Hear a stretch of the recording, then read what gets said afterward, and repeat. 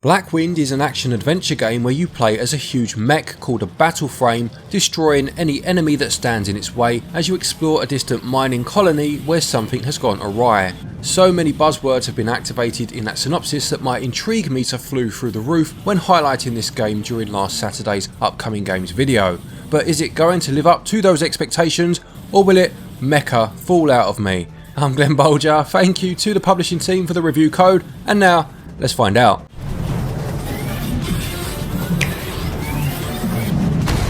The game begins with a young boy, James Hawkins, accompanying his dad, a professor working for the elite forces, in escorting his new mech suits, the battle frames, to a mining colony called Medusa 42. Their ship is attacked and the professor puts his son into his new prototype battle frame with a built-in AI and ejects him from the doomed ship, saving his life. James finds himself stuck on Medusa 42, which is overrun with dangerous enemies, and sets out on a mission to find his dad, whilst also looking into what has happened on the colony. Gameplay wise, this is an action game played from a top-down perspective, similar in some respects to games such as the first couple of God of War games or Dante's Inferno from back in the day, but it probably has more in common with something like the more recent Marvel Ultimate Alliance 3 on the Switch, and I'll break down why in a moment. For the most part, levels take place in the form of large facilities. You will find a map which will be displayed at the bottom right of the screen, and you must make your way through the rooms and corridors that make up the facility, and generally walking into a room will prompt a battle with a large number of enemies. Your mech suit has the ability to perform weak and heavy melee attacks by pressing Y or X respectively. You have a gun which can be aimed with the right stick and fired using ZR, and missiles which can target and then seek out enemies by holding and releasing the L button. You will receive further moves as you play through, and you can use a combination of these moves to defeat the enemies that you come across.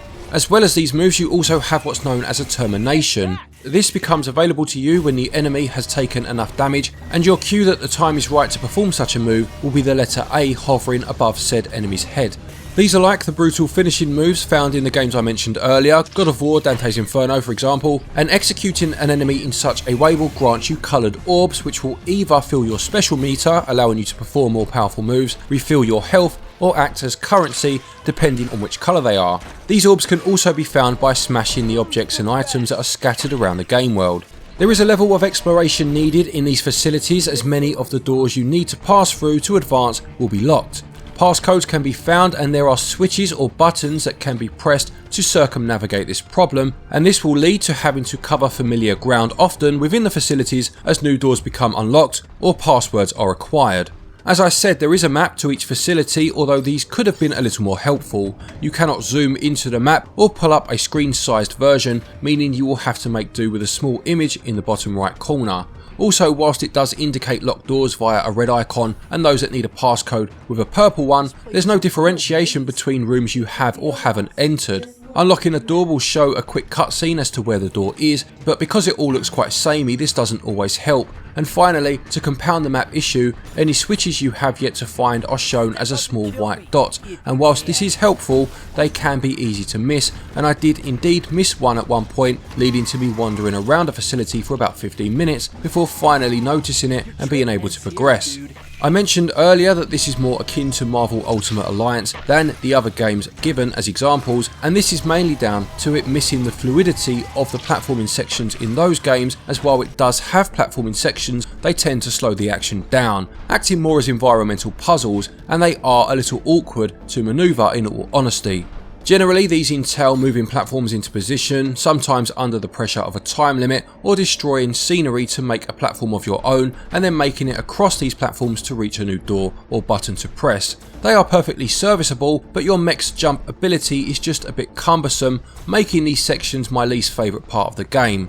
Your jump does improve due to story related upgrades, allowing you to double jump and even glide after a while, but it never quite feels right in any of these forms.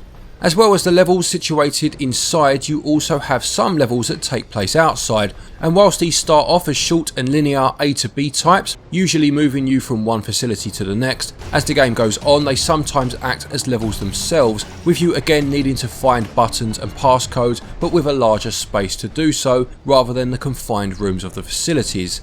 The problem with this is that these outdoor levels do not have a map. This decision from the developers was a bad call, and it's just an all-round odd choice. It's not really an issue during the linear outside sections, but as they open up later in the game, it's very possible to lose your bearings or miss key sections which may house the info you need to progress.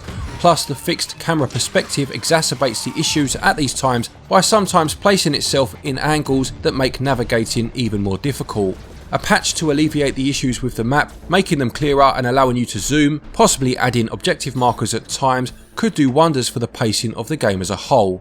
On to more positive aspects, and I mentioned story related upgrades a moment ago, and as well as these, there is also a skill tree accessed through portals that you'll find at particular points within each level. Here you can spend the blue currency orbs I mentioned earlier to increase the power of your armory, or purchase skills, as well as other ways of powering up your mech. This works well, allowing you to put your orbs into areas that best suit your playstyle. Finally, you have a drone that you can detach from your mech suit, and you will need to use this at times to infiltrate certain areas the mech cannot reach by way of air ducts or barriers, and this mechanic is used for some of the environmental puzzle platforming sections I mentioned earlier, which again was a nice idea.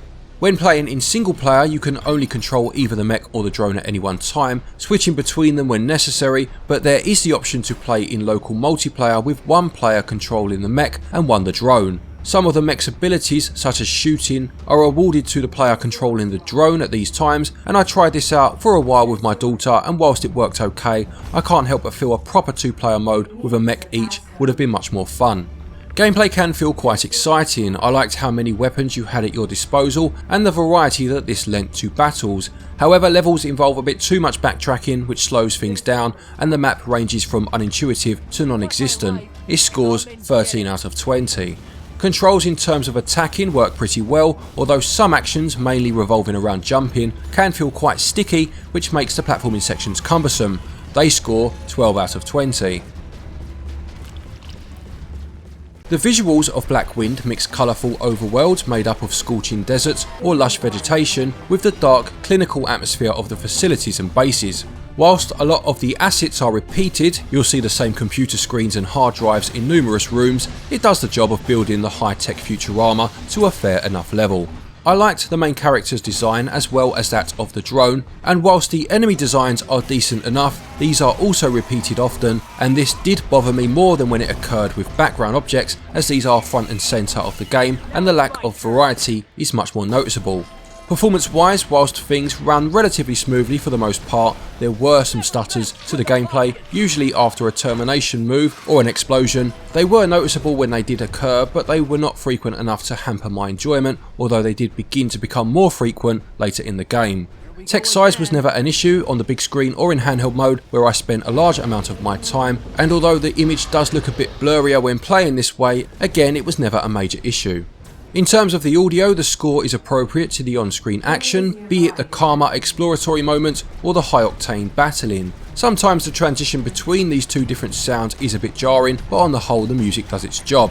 Voice acting is used throughout the game, but the standard is pretty hit and miss. The main character is fairly whiny, plus he repeats a lot of the same lines when gearing up for a battle, so these lines really do lose their luster quite quickly.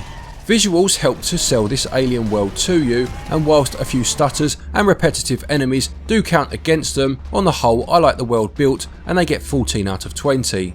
Audio plays its part in building said world, although the awkward voice acting does its best to sabotage this at times, it gets 13 out of 20. Blackwind costs £19.99 and regional equivalents are on your screen now. This is one of those instances where in terms of hours worth of content, the price is probably just about fair, but in terms of general polish, the price seems too high. The action is quite fun, I enjoyed making my way through levels, and whilst the combat does get repetitive, it was more the retracing of steps through the levels that harmed the game for me, and a more streamlined approach or just a better map would have helped with this.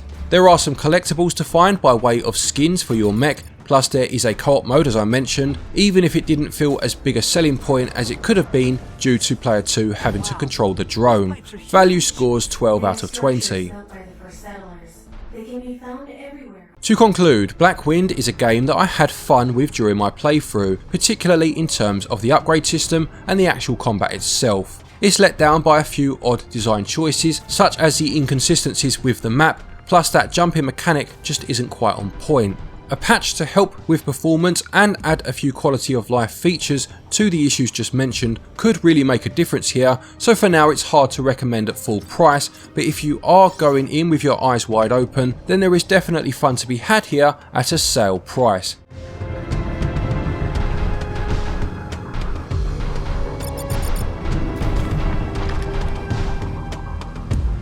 Blackwind gets a SwitchUp score of 64%. Thank you everybody for watching this review, I hope you enjoyed it. Please do remember to leave a like if you did. A quick thank you to our Patreons as always for your continued support, and to each and every one of you for watching our videos. Take care, and until next time, happy gaming. Your trip ends here, dude.